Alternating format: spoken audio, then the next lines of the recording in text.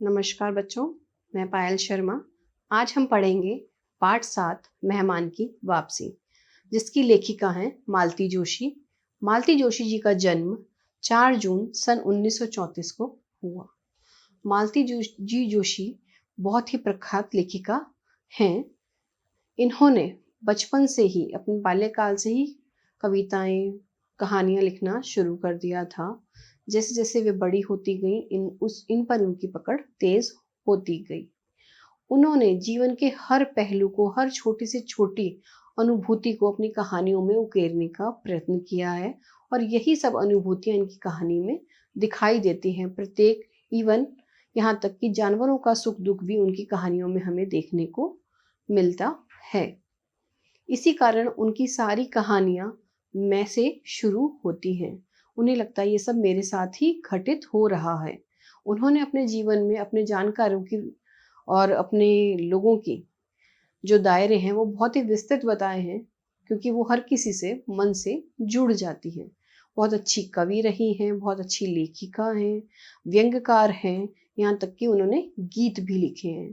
उनकी कई सारी कहानियों पर दूरदर्शन ने धारावाहिक भी बनाए हैं, और वे सब भावनाओं पर आधारित हैं। तो आज हम उनके द्वारा रचित एक कहानी पढ़ेंगे, जिसमें एक जानवर की कथा को बताया गया है कि जानवर भी प्रेम के भूखे होते हैं।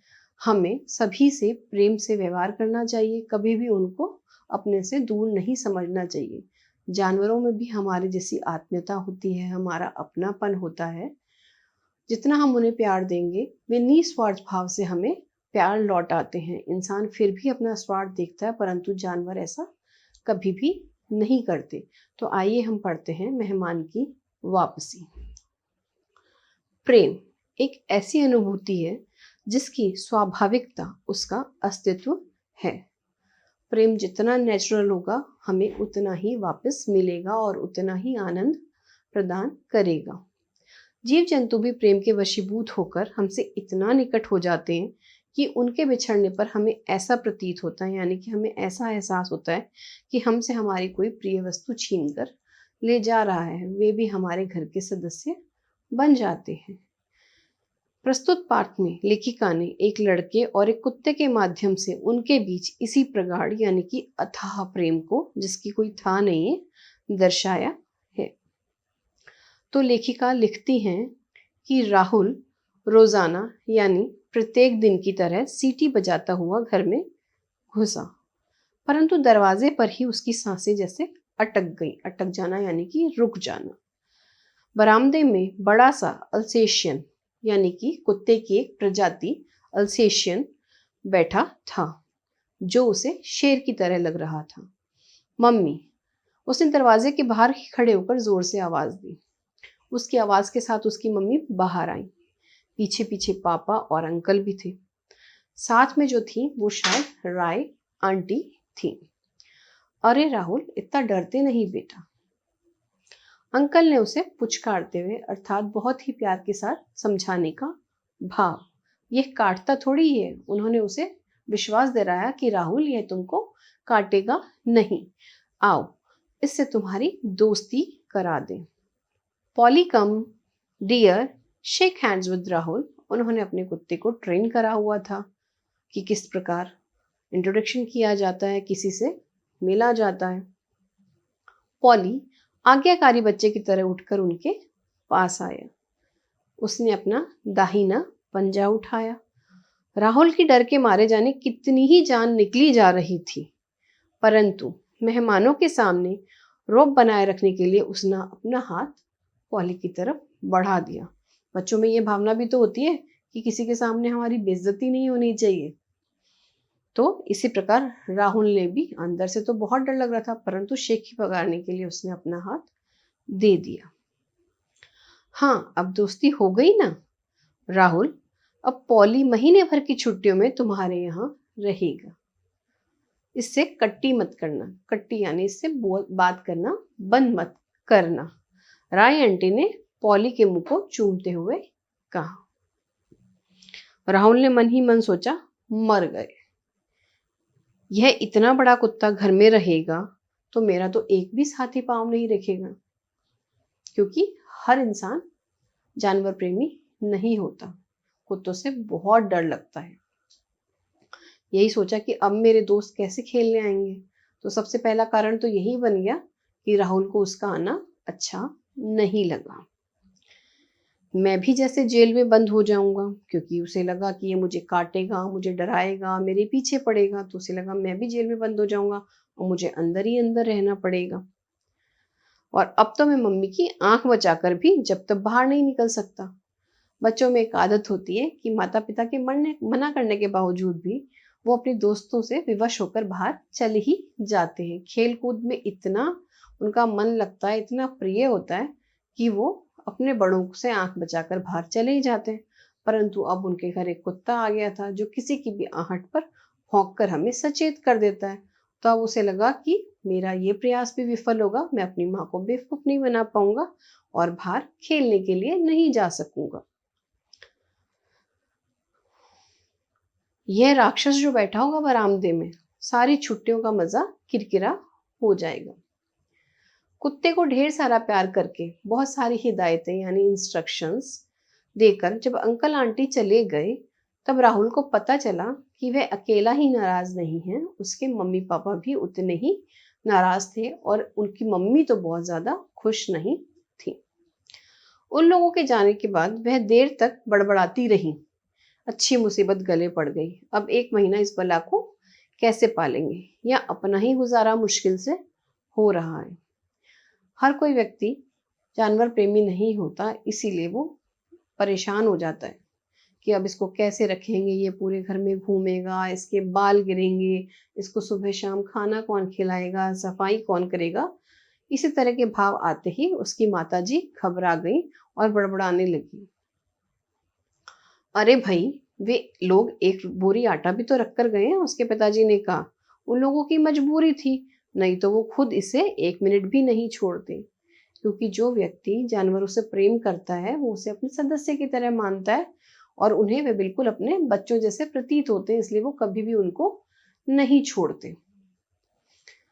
पापा को भी गुस्सा आ गया था कि भाई मैं समझा रहा हूँ, उसके बावजूद भी बच्चा भी ऐसे ही कर रहा है, माताजी भी ऐसे ही कर रही हैं। रख गए हैं तो क्या, रोटी तो मुझे ही थेपनी है, अर्थात रोटियां तो मुझे ही बनानी पड़ेंगी। मम्मी भी उबल पड़ी, मत बनाना तुम, मैं बना लूंगा, दोस्ती तो मुझे ही निभानी है, मेरा ही दोस्त है। उन लोगों की मजबूरी थी, नहीं तो वे खुद उसे 1 मिनट के लिए भी नहीं छोड़ते।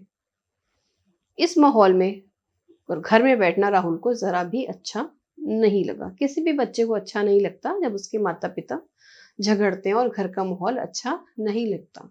प्रत्येक प्राणी को खुशनुमा माहौल ही अच्छा लगता है। वह चुपचाप पिछले दरवाजे से खिसक गया और रात के खाने पर ही लौटा। मन ही मन प्रार्थना करता रहा, हे भगवान, राय अंकल के पिताजी को जल्दी से जल्दी अच्छा कर दो। यानी कि जो राय अंकल हैं, उनके पिताजी बीमार हो गए थे, इसी कारण वो उसको छोड़कर वहां से चले गए थे। तो उसे लगा कि राय अंकल के पिताजी जल्दी से ठीक हो जाएंगे, तो 1 महीना क्या, ये शायद जल्दी ही ले जाएंगे। तो रात के खाने के बाद मम्मी ने मोटी मोटी रोटियां दूध पापा के सामने रखते हुए कहा, लीजिए खिलाइए अपने लाडले को। पापा ने रोटियों को मीस कर, अर्थात बहुत अच्छा बारीक पीस कर उसके कटोरे में डाल आए, ऊपर से दूध भी डाल दिया। परंतु पॉली ने उसको आंख उठाकर भी नहीं देखा। पापा कटोरा उठाकर उसके मुंह के पास ले गए तो उसने मुंह फेर लिया। पापा परेशान हो गए, आखिरकार झल्लाक कर यानी गुस्सा कर कर बोले, भूख लगेगी तो अपने आप खा लेगा, चलो सो जाओ। यहाँ हमें पता चलता है कि दुख की अनुभूति सिर्फ इंसानों को ही नहीं होती, जानवरों को भी उतनी ही होती है। अपने मालिक के चले जाने से पॉली भी बहुत ही व्यथित था, उदास था, उसका भी मन नहीं लग रहा था। जिस प्रकार हमारा अपना बच्चा या हमारा अपना प्रिय कोई चला जाए तो हमारा मन अनमना सा हो जाता है, किसी काम में मन नहीं लगता, भूख प्यास का हमें भान नहीं रहता। ऐसे ही पॉली को भी लगा कि मेरे मालिक कहाँ चले गए मुझे छोड़कर। उसके लिए सब कुछ नया था उस घर में, वो छत, वो दीवार, वो आंगन, उसे कुछ भी अपना नहीं लग रहा था और उसे प्रेम भी नहीं मिल पा रहा था। ऐसे में खाना किसे अच्छा लगे, इसीलिए पॉली ने भी खाना नहीं खाया। राहुल की इच्छा थी पॉली खाना खा ले, तब सोए, परंतु पापा के चले जाने के बाद बरामदे में अकेले खड़े रहने की उसकी हिम्मत ही नहीं पड़ रही थी, सो वह बिस्तर पर जाकर पड़ गया। घर भर की सारी बत्तियां गुल करके सोने की तैयारी हो रही थी कि बरामदे से एक करुण आवाज उभर कर आई पॉली के रोने की। अब पॉली को एहसास हुआ सब उसे छोड़ के चले गए, अंत में राहुल भी चला गया, बत्तियां भी बुझ गई हैं।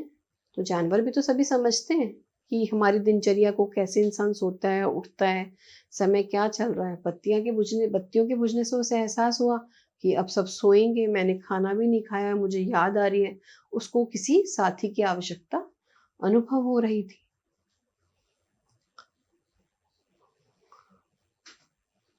हाय, यह मरा कुत्ता रात को सोने भी नहीं देगा, रोकर अपशकुन और कर रहा है। हमारे यहाँ माना जाता है कि कुत्ता जब रोता है तो कुछ न कुछ गलत होता है। अब उसकी माता जी चिल्लाने लगी कि दिन भर तो हम काम करें, ऊपर से अपशकुन फैलाए, और अब हमको ये रात को भी आराम नहीं करने देगा। मम्मी बहुत ही चिल्ला रही थी। बैठे बैठे बोर हो गया होगा, पापा ने कहा। वे उठे, पॉली को खोला, थोड़ा बाहर घुमा लाए। लौटकर पापा ज्यों ही बिस्तर में घुसे, उसने वही राग अलापना शुरू कर दिया। जितनी देर का साथ उसे मिला, थोड़ा ढांढस बंधा, वो चुप रहा। जैसे पिताजी छोड़कर जाने लगे, उसे फिर अकेलापन महसूस हुआ, फिर वह रोने लग गया। इसका कुछ तो इलाज करो जी, रात भर में मैं पागल हो जाऊंगी। कुछ देर बाद वो सब असहनीय हो गया, क्योंकि व्यक्ति दिन भर की थकान महसूस करता है, उसे रात को आराम चाहिए होता है, और वो उससे परिचित भी नहीं थे। उन्हें समझ में नहीं आ रहा था कि हम क्या करें, किस प्रकार उसका रोना खत्म करें। तब मम्मी ने कहा। पापा भी भुनभुनाते हुए उठे और बीच का दरवाजा बंद कर दिया। नई जगह थोड़ी देर बाद ठीक हो जाएगा, लेकिन मेहरबानी करके अब तुम मेरा सर मत खाओ, चाहो तो कानों में रुई ठूंस लो। बंद दरवाजों से भी उसकी करुण आवाज आती रही, परंतु पापा के डर के मारे अब मम्मी चुप हो गई थी। नींद राहुल को भी नहीं आ रही थी। उसका मन न जाने कैसा हो रहा था। राहुल भी बहुत परेशान था कि क्या किया जाए, किस प्रकार पॉली के दुख को या अकेलेपन को कम किया जाए। इसी अनमने मन के बीच राहुल को पिछली छुट्टियों की याद आ गई। उसे याद आ रही थी कि कितने शौक से वह रायपुर अपनी मौसी के पास गया था। सफर तो बड़े आनंद से कट ही गया था, परंतु वहां पहुंचने पर रात भर मम्मी की याद आ रही थी। यानी कि वो अपनी मौसी के यहाँ खुशी खुशी गया था, जहां उसका मन लगने के लिए उसके भाई बहन भी थे, लेकिन रात को उसको अपनी मम्मी की याद फिर भी आ रही थी। तकिए में मुंह छिपाकर वह देर तक रोता रहा। तब मौसी ने उसे अपनी गोद में ले लिया था और देर रात तक उसे थपथपाती रही थी। अपनेपन का भाव, अपनी माँ का भाव कुछ अलग ही होता है। इसी प्रकार राहुल को महसूस हुआ पॉली का दुख। क्या पता पॉली को भी अंकल आंटी की याद आ रही हो। इस बार जब उसकी रुलाई कान में पड़ी तो राहुल से बर्दाश्त नहीं, उसे सहन नहीं हुआ, क्योंकि वो उसका दुख समझ चुका था। उसका डर भी खत्म हो गया था। वो दरवाजा खोलकर बाहर आ गया। उसने देखा कि पॉली कोने में सिमटकर बैठा हुआ था। दोपहर की तरह अब वह खूंखार नहीं लग रहा था, क्योंकि अब राहुल के मन में भी प्रेम आ चुका था और डर जा चुका था। बल्कि एक नन्हे से बच्चे की तरह असहाय लग रहा था। अब उसे खूंखार नहीं लग रहा था, अब उसे लग रहा था कि ये कुछ कर ही नहीं सकता, क्योंकि इसको भान दिया गया था और डर और अकेलेपन के मारे वो उदास बैठा था। राहुल ने साहस बटोरा और पास जा खड़ा हुआ और प्यार से बोला, पॉली। उसने धीरे से गर्दन उठाई, फिर निगाह नीचे किए बैठा रहा, जैसे कि एक बच्चा करता है। हम किसी को मनाते हैं, पर हम ज्यादा जानते नहीं है तो उससे अपने दिल की बात नहीं करते, हम भी बहुत देर तक चुप बैठे रहते हैं। फिर राहुल की नजर कटोरे पर गई। खाना अभी भी वैसा का वैसा ही पड़ा था। उसने बाई बाह पॉली के गले में डाली और दाहिने हाथ से कटोरा पास सरका लिया। यह क्या, तुमने खाना क्यों नहीं खाया? अच्छे बच्चे की तरह जिद नहीं करते, चलो जल्दी से खा लो। अब राहुल उसका दोस्त बनने की कोशिश कर रहा था। उसको प्यार से उसने पास में लिया, खाना लेकर आया और उसको बोला कि खा ले। राहुल की बात चाहे वह समझा हो ना समझा हो, परंतु उसके स्नेह भरे स्पर्श यानी किसी को छूना जादू का काम कर गया। इसीलिए कहते हैं कि हमारे देखने के भाव से, हमारे स्पर्श करने के भाव से भी हमारे मन के भावों का पता चल जाता है। इसी प्रकार पॉली को भी राहुल के मन का भाव पता चल गया कि वो उससे दोस्ती करने आया है, उसका दुख समझ पा रहा है। पॉली ने धीरे धीरे से कटोरे में मुंह डाल दिया और जब तक उसने पूरा खाना नहीं खा लिया, राहुल वहीं बैठा रहा। उस दिन रात को नींद में भी वही दृश्य उसकी आंखों के सामने बार बार घूमता रहा, जब वो प्यार से उसको खाना खिला रहा था, जैसे उसने कोई बहुत बड़ा काम कर लिया हो। सुबह बिस्तर से उठते ही वह बरामदे की ओर दौड़ा और बोला, गुड मॉर्निंग पॉली। पॉली ने दोनों पंजे उठाकर उसका स्वागत किया और खुश हो गया। इस प्रकार दोनों में दोस्ती हो गई। फिर उसने अपनी छोटी सी मेज वहां लगा ली और पॉली से बातें करता हुआ छुट्टियों का होमवर्क करता रहा। कल तक जो राहुल बहुत ही परेशान था कि मेरी छुट्टियां बर्बाद हो गई, मेरा कोई दोस्त नहीं आएगा, आज वो बेहद ही खुश था। उसको एक नया दोस्त मिल गया था। वो उसके पास बैठकर अपना होमवर्क कर रहा था। वह कल शाम से सारी कॉलोनी में खबर दे आया कि हमारे यहाँ वर्मा जी के शेखों से बड़ा कुत्ता आया है। सुबह से ही दर्शकों की भीड़ लग गई। दर्शक अर्थात देखने वाले। राहुल सहमे में बच्चों से कह रहा था, पास आओ ना, काटता थोड़े ही है। Poly, shake hands with Ramesh. यानी कि अब राहुल भी पूरी शेख ही भगार रहा था, क्योंकि उसे अब पॉली को टैकल करना आ गया था। लेकिन जब वह अपने एक मित्र के यहाँ जाने के लिए तैयार होने लगा तो मम्मी ने कहा, बाबा रे, अपने हाथ से उसे खिलाता जा, नहीं तो दिन भर भूखा मरेगा। आज मम्मी की आवाज में कल सी तलखी नहीं थी, यानी कि नाराजगी नहीं थी। माँ भी आदतन धीरे धीरे हो रही थी। फिर उन्हें लगा कि मेरे बच्चे से भी इसकी दोस्ती हो गई है, तो शायद अब सब सही हो जाएगा। और राहुल को तो यूं लगा कि वो एकदम बड़ा हो गया, उस पर जिम्मेदारी आ गई। गेट से बाहर निकलकर वह मुड़कर पॉली को टोटा करना नहीं भूला। शाम को वापस लौटने पर पूंछ हिलाकर राहुल ने अगवानी की, यानी कि उसका स्वागत किया, उसको वेलकम किया कि मेरा दोस्त आ गया। और राहुल देर तक उसके गले में हाथ डालकर झूमता रहा और उसे देख देख कर आनंदित होता रहा। फिर तो जैसे नियम हो गया, जब राहुल बाहर जाता, पॉली उसे सड़क तक छोड़ने आता, और जब राहुल आता तो उसको लेने भी आता। पता नहीं उसके जूतों की आवाज कैसे याद कर ली थी, यानी कि उसको बिना देखे ही पहचान लेता था कि ये राहुल के कदमों की आहट है, और वो तुरंत बाहर पहुंच जाता था। जब शाम को देर तक प्लेग्राउंड में खेलने के लिए भी उसे कोई डर नहीं रहा था, कोई खतरा नहीं था। छोटे बच्चों को हम अक्सर बुला लेते हैं, देर तक बाहर नहीं खेलने देते हैं, परंतु अब उसकी रक्षा के लिए वहां पर पॉली था। अब वह अकेला कहाँ था? लौटते समय पॉली साथ रहता, मम्मी पापा सिनेमा देखने चले जाते, तब भी राहुल अकेला घर में रह लेता था। अब वह अकेला कहाँ था? दोस्त लोग कुट्टी कर देते थे, बात करना बंद कर देते थे, तब भी अब उसको परवाह नहीं थी, क्योंकि उसे एक प्यारा दोस्त मिल चुका था। उसे खेलने के लिए साथी मिल गया था। अब इस प्यारे साथी के बिना तो उसे न खाना भाता था, न खेलना।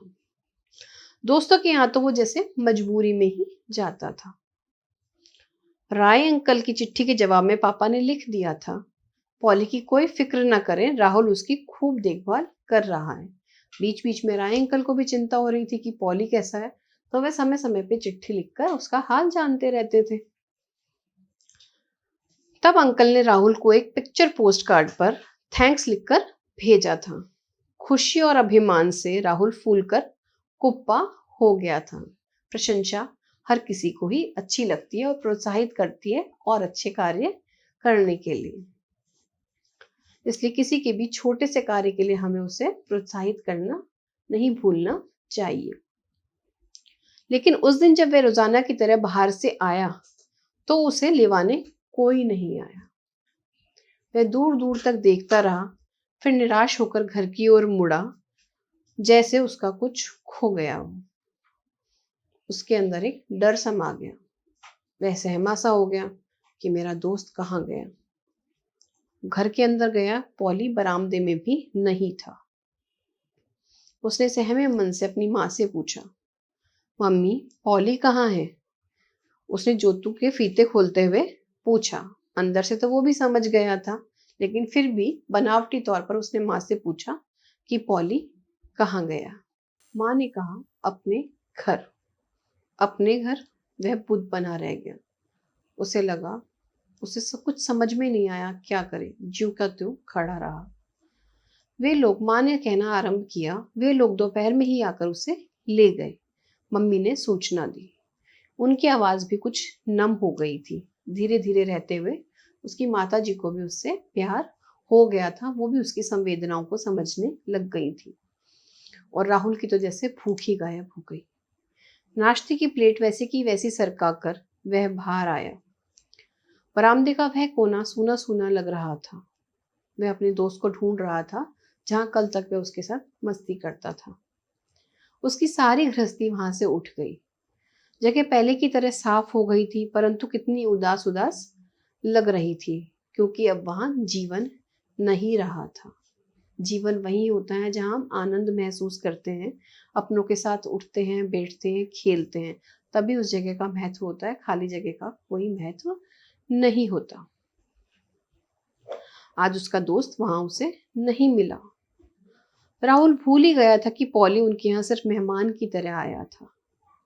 आज यह सच उसे बुरी तरह झकझोर गया, यानी कि हिला गया, अंदर से उसको डरा गया। शाम को वह कहीं खेलने भी नहीं गया, बहुत उदास हो गया था। यूं ही किताबों में सिर दबाए बैठा रहा। तो पॉली बाबू गए। दफ्तर से आते ही पापा ने कहा, उन्हें पता लग गया था राय अंकल उनके दफ्तर में ही तो हैं। तो उन्हें पता लग गया था कि राय अंकल आ गए हैं और पॉली को ले गए। गए, मम्मी ने भी एक सांस भरकर कहा। दुख उनको भी हो रहा था। आप नहीं थे दोपहर में, नहीं तो देखते कि कैसे लिपट गया था दोनों से। मिसेस राय का तो गाड़ी से उतरना मुश्किल कर दिया। जब तक दोनों ने खूब लाड नहीं किया तब तक बात ही नहीं करने दी। यानी कि पॉली अपने मालिक को देखकर बहुत ही खुश हुआ। आखिर होता भी क्यों नहीं, वो उसको बहुत प्यार से रखते थे, उसके बारे में समय समय पे पूछते रहते थे। इन सब बातों से ही पता चलता है कि वो उसको कितना प्यार से रखते थे। खाक जान छिड़कता है, ऐसा राहुल ने सोचा। कितना प्यार किया था मैंने उसे, अपने दोस्त, अपनी पढ़ाई, अपना खाना पीना, सब कुछ तो भूल गया मैं। परंतु उसको क्या, अंकल आंटी को देखते हो तो सब कुछ भूल गया और मुझे छोड़कर चला गया। राहुल को बहुत बुरा लग रहा था कि उसका दोस्त चला गया है। उसे लगा कि इनमें संवेदना नहीं होती, मैंने नाहक क्यों अपना समय बर्बाद किया। खाना उसको एकदम जहर लग रहा था, फिर भी उसने खाया। उसको लगा क्यों भूखा रहे वो एक बेवफा दोस्त के लिए। वो वहां मजे कर रहा होगा, अंकल आंटी के हाथ से माल खा रहा होगा। क्या ऐसा था? सच में पशु संवेदनाहीन होते हैं? नहीं, ऐसा नहीं होता। उनमें हमसे ज्यादा संवेदना होती है। वो निस्वार्थ भाव से हमें प्यार करते हैं। उसे पहली रात वाला पॉली याद आया, कैसे बिलक बिलक कर रो रहा था। तब कौन आया था उसे समझाने? अभिमान के मारे उसने रुलाई भी रोक ली थी। उसे लगा कि मेरा मजाक ना बन जाए, इसलिए उसने रोना भी छुपा लिया। लेकिन वो बहुत दुखी था। उसने सारा घर भाएं भाएं करता लग रहा था। सभी बैठक में बैठे थे, तभी मोटर के तेज हॉर्न से उनकी तंद्रा टूटी, यानी कि नींद टूटी। घड़ी देखी, 10:30 बज रहे थे। सबने सोचा इस वक्त कौन होगा। पापा ने दरवाजा खोला। माफ करना भाई साहब, बड़े बेवक्त तकलीफ दे रहे हैं। लेकिन राय अंकल की पूरी बात होने से पहले ही पॉली तीर की तरह घर में घुसा और राहुल के पैरों पे ऐसे लिपट गया जैसे बरसों बाद मिला हो। राहुल की सारी शिकायतें आंसुओं में बह गई। पॉली को देखते ही राहुल का रोना छूट पड़ा और उसकी सारी शिकायतें दूर हो गई। जिसको वो बेवफा दोस्त समझ रहा था वो बेवफा नहीं था, उसे भी उसकी उतनी ही याद आ रही थी। और उसने अपने भावों से राय अंकल को समझाया कि मुझे राहुल के पास जाना है, और राय अंकल भी उसे राहुल से मिलाने के लिए लेकर आए। तो बच्चों, हमें हमेशा निस्वार्थ भाव से पशु पक्षियों पर संवेदना रखनी चाहिए, उनसे प्यार करना चाहिए और उनकी देखभाल करनी चाहिए। हम सब प्रकृति में एक दूसरे के पूरक हैं। अब हम पाठ 7 के शब्दार्थ करेंगे। शब्द अर्थ। पहला है अटकना, अर्थात रुकना। जैसे ही राहुल ने पॉली को देख किया, वो अटक कर एक जगह खड़ा हो गया। दूसरा है कुट्टी, करना, अर्थात बोलना, बंद कर देना।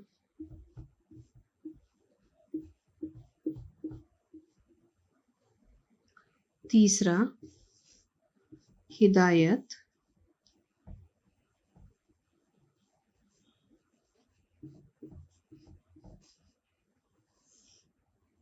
अर्थात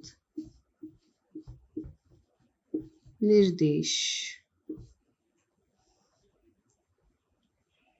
राय अंकल ने पॉली को निर्देश दिए कि वो दूसरों के यहाँ पे बुरा बर्ताव नहीं करे और सारा कहना माने। माहौल,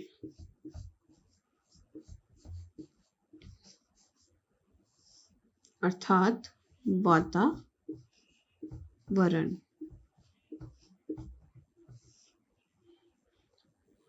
पांचवा है मीस कर,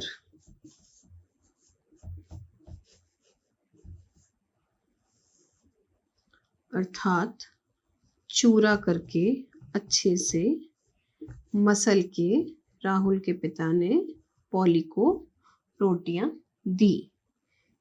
छठा है झल्ला, झल्लाना, अर्थात क्रोधित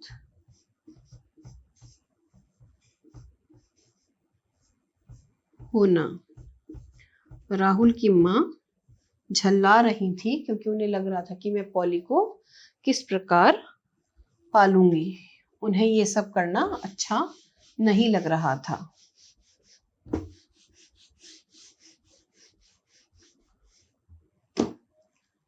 सातवां करुण,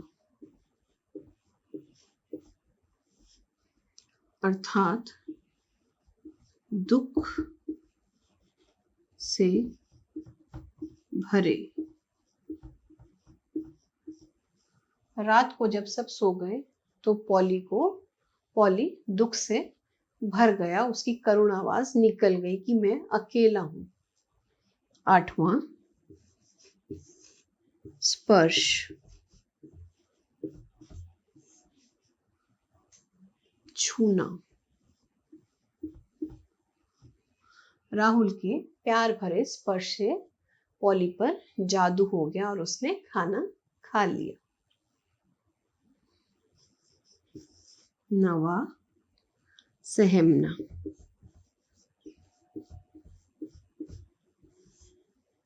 अर्थात डरना।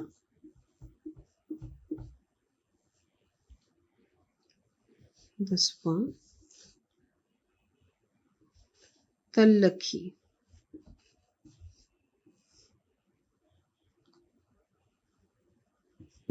अर्थात तेजी। 11वां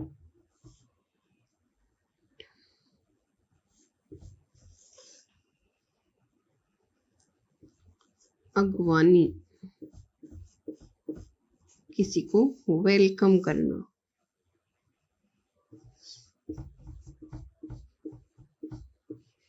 जब भी राहुल बाहर से आता तो पॉली उसकी अगवानी करता। 12वां है झक झोर ना, झकझोरना यानी कि हिला देना।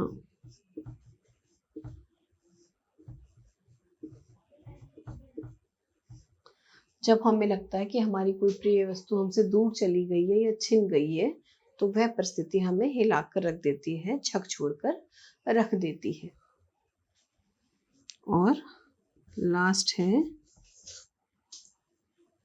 तंद्रा। यहां लिखेंगे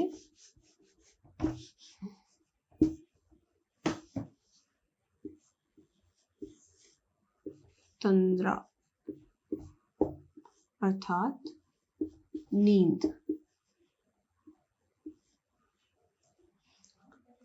हमारे शब्दार्थ पूरे हुए और हमने जाना कि पशुओं के प्रति प्रेम रखना चाहिए। अब हम करेंगे वस्तुनिष्ठ प्रश्न।